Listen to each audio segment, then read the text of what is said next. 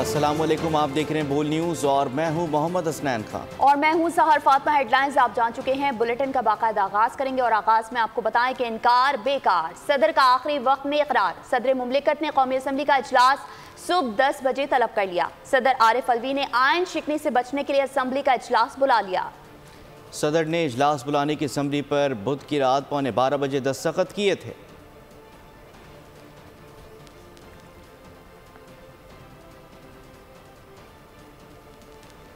कौमी असम्बली का इजलास आज सुबह 10 बजे होगा। निगरान वज़ीर आज़म अनवारुल्लाह काकड़ ने वज़ारत कानून की राय के बाद इजलास तलब करने की मंजूरी दी। 9 मुंतखब अरकान आज हलफ उठाएंगे। 1 मार्च को स्पीकर और डिप्टी स्पीकर के लिए कागजात नामजदगी जमा कराए जाएंगे। 2 मार्च को स्पीकर और डिप्टी स्पीकर के लिए खुफिया राय शुमारी होगी। 3 मार्च को कायदे ऐवान के लिए कागजात नामजदगी जमा कराए जाएंगे।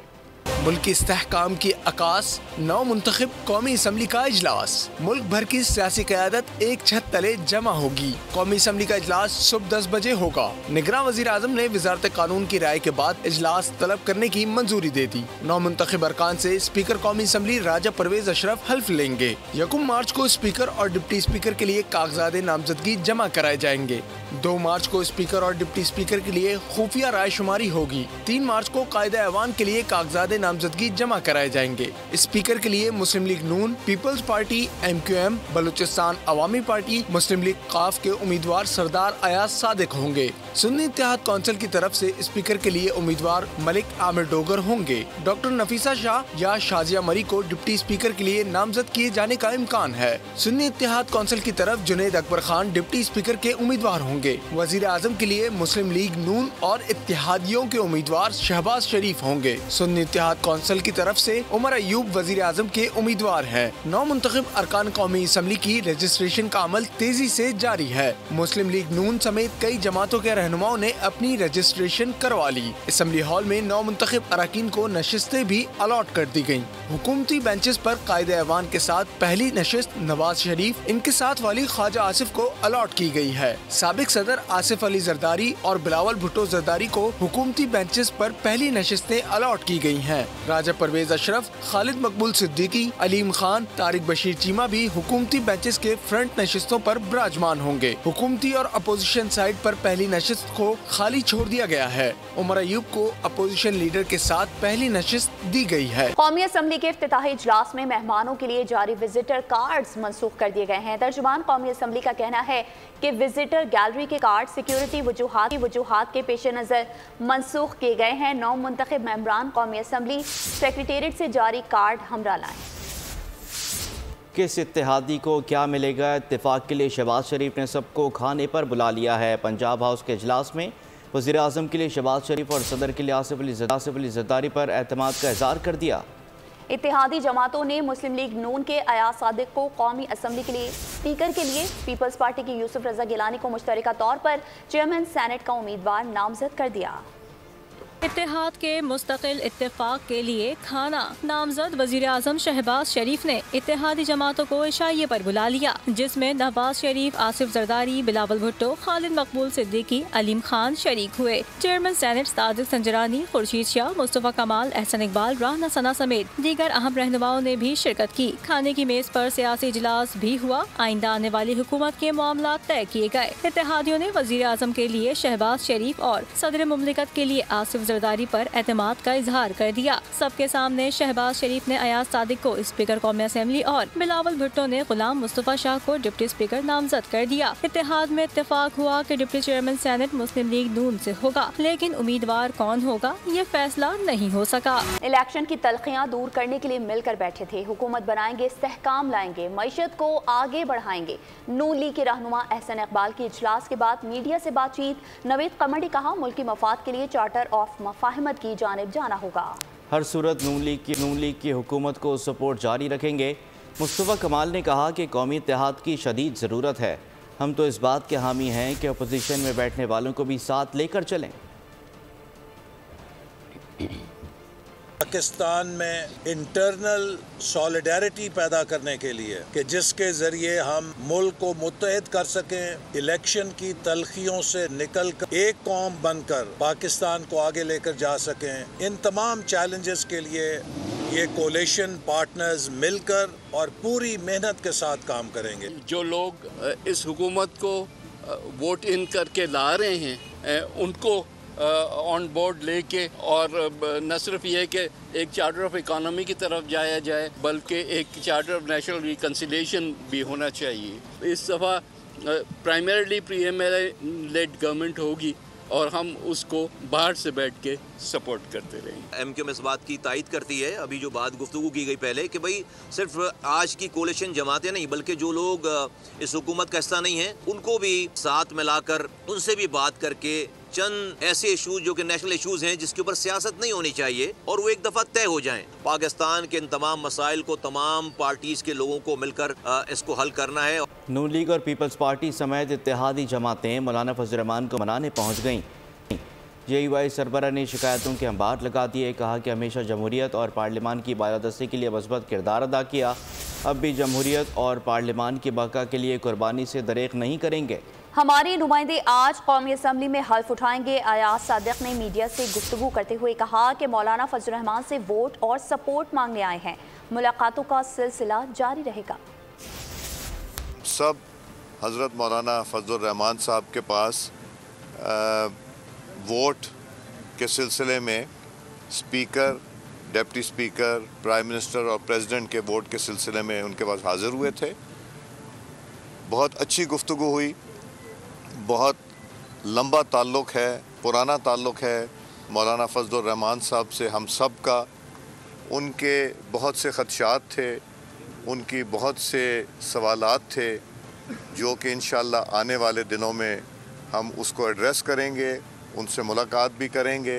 और ये पहली हमारी मुलाकात है जब से ये अनाउंसमेंट हुई है ओथ की कौमी असम्बली की, तो इंशाअल्लाह ये अब सिलसिला जारी रहेगा। मुस्लिम लीग नून की पार्लिमानी कमेटी ने शहबाज शरीफ की बतौर वज़ीर आज़म नामजदगी की तौसीक कर दी है। नवाज शरीफ ने पार्लिमानी पार्टी इजलास से खिताब में कहा कि आइंदा 1.5-2 साल मुश्किल के होंगे, यकीन है मुल्क मुश्किलात से निकल आएगा। लीगी कायद का कहना था कि जजों ने मुझे गुस्से से निकाला, सिसिलियन माफिया का लक़ब दिया गया, आज वो जज मुंह दिखाने के काबिल नहीं है। नामज़द वज़ीर आज़म शहबाज शरीफ बोले, हमारे अरकान असम्बली अपने बलबूते पर जीत कर आए हैं।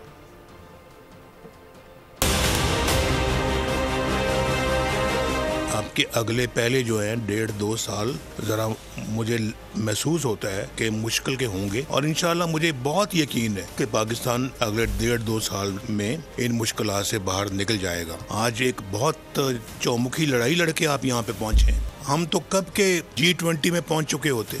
2017 में तो ऐसा लग रहा था फिर जीतेगी मुस्लिम लीग और ज्यादा अक्सरियत से आएगी वापस, और लगता है जैसे गुस्से से निकाला मुझे। और फिर उसके बाद बाकी जो दीगर जज जिन्होंने हमें सिसिलियन माफिया का, आज क्या वो जज जो हैं वो किसी को मुंह दिखाने के लायक हैं? आज ये अब बहुत बड़ी जिम्मेदारी है, आप वज़ीर आज़म बने, मैं आपका वर्कर बन के आपकी खिदमत करूंगा और उन नेशनल असम्बली के मुंतखब नुमाइंदों का जो पूरे पाकिस्तान में मुख्तलिफ हिस्सों से जीत के आए अपने बलबूते पर, मगर उन्होंने अपनी ख्वाहिश और खुशी और सवाबदीद की बना पर उन्होंने कायद नवाज शरीफ पर एतमाद करते हुए मुस्लिम लीग नून को ज्वाइन किया है। आपने पाकिस्तान के चारों सूबों को आपने मोटरवेज के जरिए उनको कनेक्ट किया। मोटरवेज के बानी आप हैं, कोई और मोटरवेज का बानी। कराची के लोग आज भी आपको झोलियां उठा के दवाएं देते हैं कि आपने कराची का अमन वापस किया और कराची की मछलियां आपने मुकर्रर किया। बलूचिस्तान में, सिंध में आपने कराची के लिए पानी के मंसूबे आपने वहाँ पर उनको दिए। पाकिस्तान भर में अवामी मंसूबों और अवामी खुशहाली और तरक्की के मंसूबों की तख्तियाँ गिनी जाएं तो शायद महीने लग जाएंगे, वो तख्तियाँ नहीं गिनी जाएंगी। तो दूसरी जानिब आपको बताएं, लीगी रहनुमा ख्वाजा आसिफ ने सदर मुमलिकत डॉक्टर आरिफ अलवी पर गद्दारी का मुकदमा चलाने का मुतालबा कर दिया। पार्लियामेंट हाउस के बाहर मीडिया से गुफ्तगू में कहा, 9 मई वालों ने तो रियासत पाकिस्तान को चैलेंज किया। मियाँ साहब और कारकुनान के साथ क्या कुछ नहीं हुआ। उनका मज़ीद कहना था कि सियासी इस्तेहकाम के लिए सिर्फ सियासतदान नहीं, बाकी प्लेयर्स भी मौजूद हैं। सारे अनासर को मुल्की इस्तेहकाम के लिए इकट्ठे होकर बैठना चाहिए। जो कर रहे हैं इख्तिलाफ इस अदारे के, उसने वोट ऑफ नो कॉन्फिडेंस के ऊपर भी इख्तिलाफ किया। मेरा अपना ख्याल है कि प्रेसिडेंट को जो है वो आर्टिकल 6 के तहत उसको मुकदमा चलाना चाहिए। 2 दफ़ा वाइन की जो 9 मई है वो तो कौम के ऊपर कौम का कर्ज है, वो अदा होना चाहिए कि एक रियासत को चैलेंज किया तो ज़रूर कोई हिसाब तो ज़रूर होना चाहिए। अगर बगैर हिसाब किताब के आप 9 मई के वाक़यात को छोड़ देंगे, आने वाले वक्तों में जो है लोगों को इनकरेज करने वाली बात है। मैं समझता हूँ कि अगर इस मुल्क में मियां नवाज शरीफ और मियां नवाज शरीफ के कारकुनान का हुआ है और उसका क्या रिजल्ट निकला है, सियासी इस्तेकाम आने का वाहिद हल जो है वो यही है कि जितने भी प्लेयर्स हैं इस वक्त हमारी पावर स्ट्रक्चर है सिर्फ सियासतदानी हैं और भी प्लेयर्स हैं, तो वो उन सारे जो अनासर हैं उनको इकट्ठा बैठना चाहिए। खैबर पख्तूनख्वा असम्बली के लिए नए स्पीकर और डिप्टी स्पीकर का इंतखाब आज किया जाएगा। इससे कबल खैबर पख्तूनख्वा असम्बली के 145 के ऐवान में 116 अरकान ने हलफ उठाया। हलफ बर्दारी में नून लीग और PTI के कारकुनान की शदीद नारेबाजी, खातून रुकून और उन पर उशिया फेंकी गई और जूता भी फेंका गया। दूसरी जानिब बलूचिस्तान असम्बली के 9 मुंतखब अरकान ने हल्फ उठा लिया। बलूचिस्तान असम्बली के 65 में से 57 ने हल्फ उठाया। सरदार अख्तर मींगल और जाम कमाल खान ने कौमी असम्बली की नशिस्त को तरजीह देकर सूबाई असम्बली का हल्फ नहीं लिया। स्पीकर और डिप्टी स्पीकर के इंतखाब के लिए कागजाती नामजदगी जमा करा दिए गए। खैबर पख्तूनख्वा असम्बली में अपोजिशन अरकान का हुकूमत को टफ टाइम देने का फैसला। मुस्लिम लीग नून के रहनुमा इबादुल्लाह कहते हैं वज़ीर आला के लिए मैदान खाली नहीं छोड़ेंगे।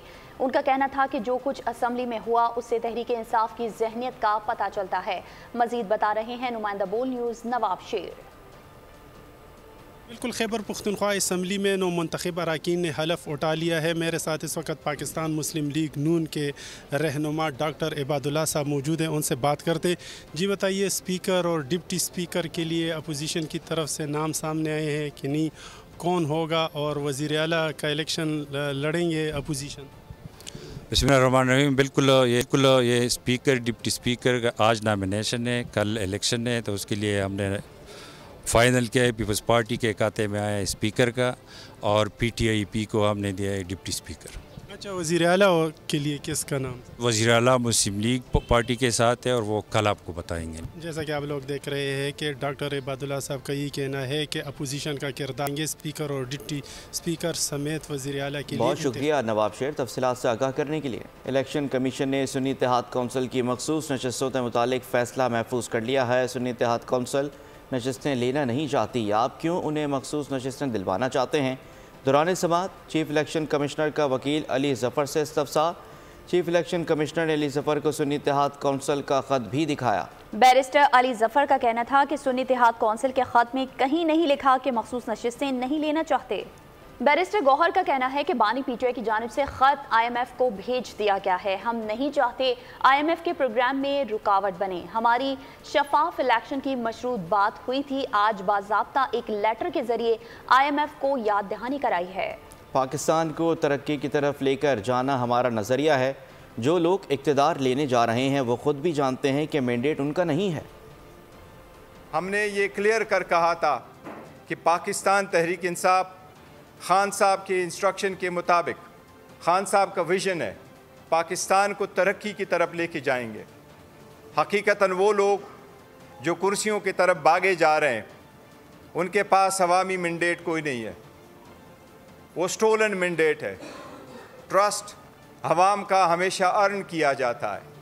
वो जो लोग ये कहते हैं इस कुर्सियों पे हम जाने वाले हैं, ओथ उठाने वाले हैं, वो इनफैक्ट अपने घर में ही यही सोचते हैं कि अवाम के वो मुंतखब करदा नुमाइंदे नहीं है। PDM का साथ देने पर वोटर्स नाराज़ हो गए। अब हमें सिर्फ एक वजारत ऑफ़र की जा रही है। गवर्नर सिंध की नशिस्त भी हमारी मर्ज़ी के मुताबिक नहीं मिल रही। मुस्तफ़ा कमाल के बाद गवर्नर सिंध की ऑडियो भी सामने आ गई। कहा हुकूमत का साथ देकर सिर्फ रुस्वा होंगे।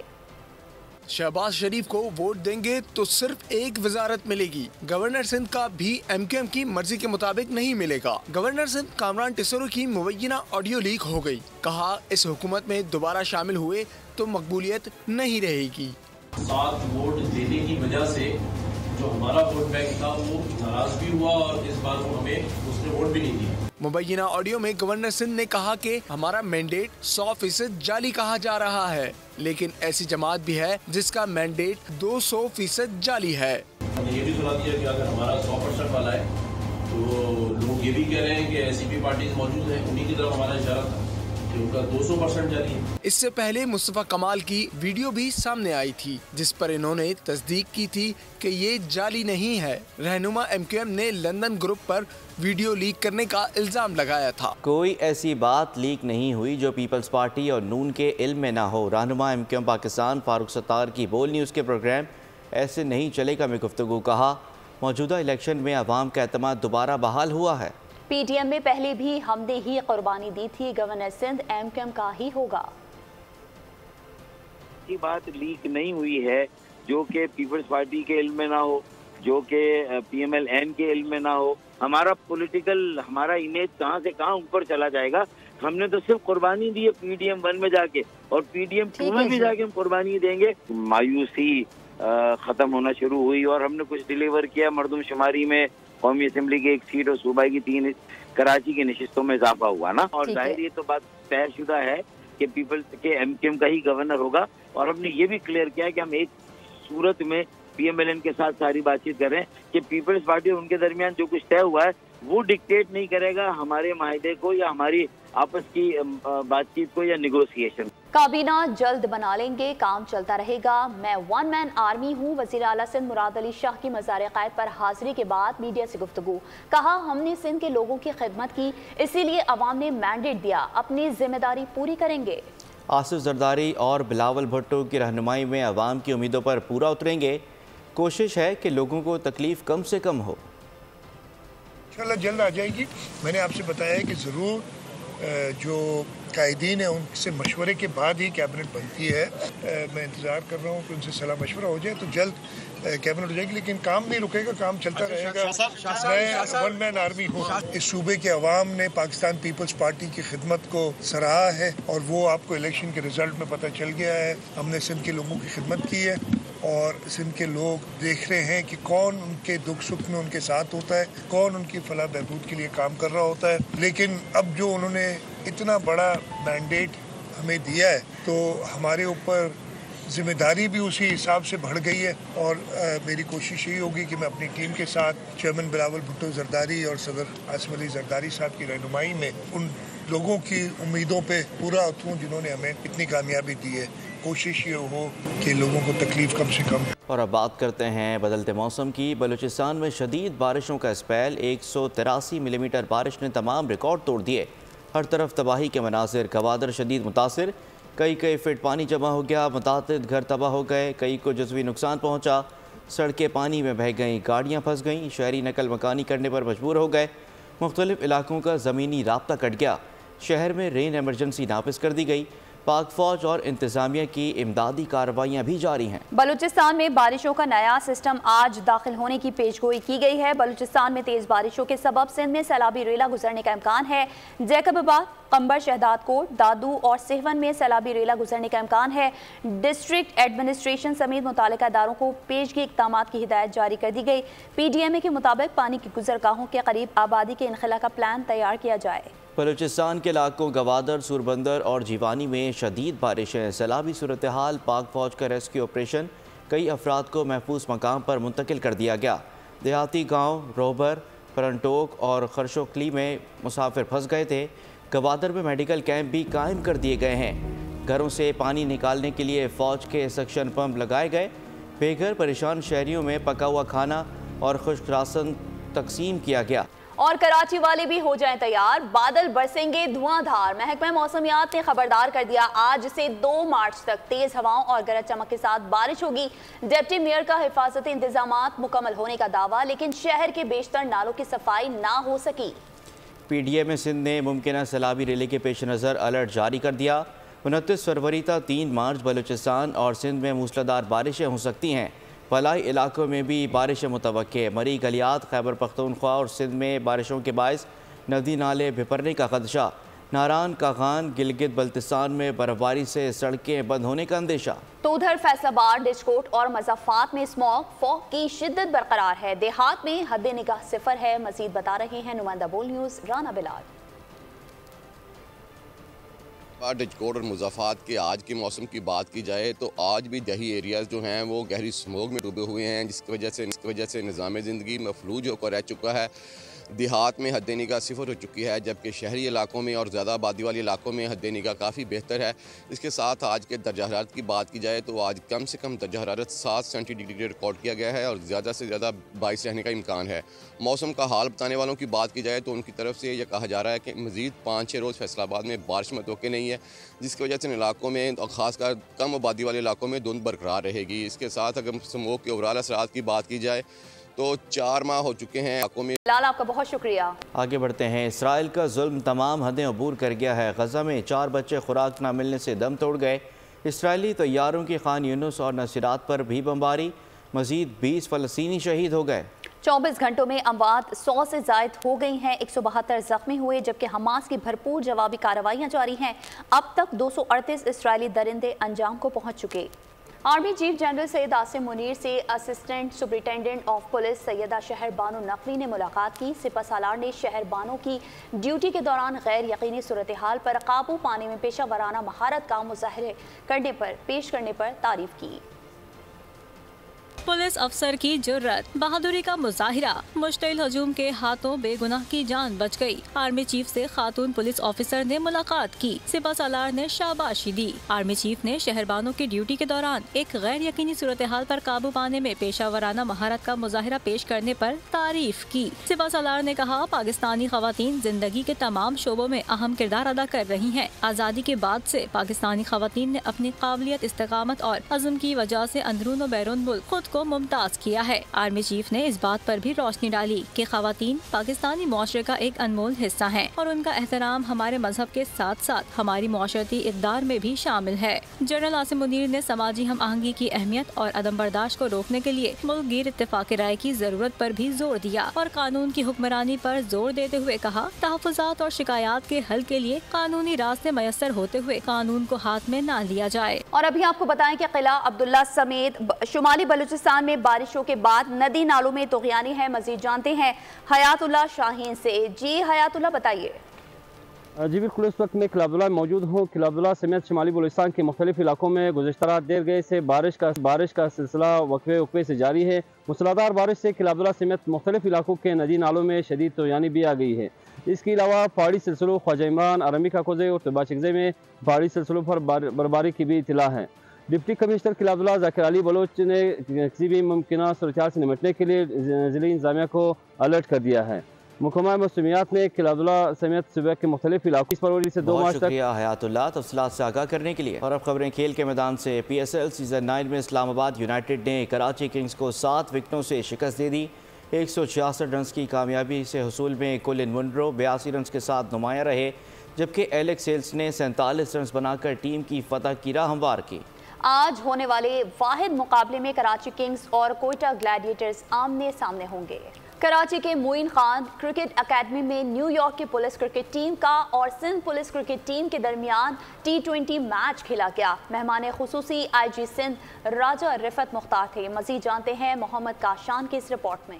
और बुलेटिन के आखिर में पेरिस में फैशन वीक खूबरू मॉडल्स के जलवे, मुख्तलिफ पहरान में रैंप पर वॉक, ग्लैमर की रंगीनियां देखने वाले दंग रह गए। इसी के साथ ही बुलेटिन से फिलहाल इतना ही। मजीद खबरों और अपडेट्स के लिए विजिट कीजिए हमारी वेबसाइट bolnews.com और देखते रहिए बोल न्यूज।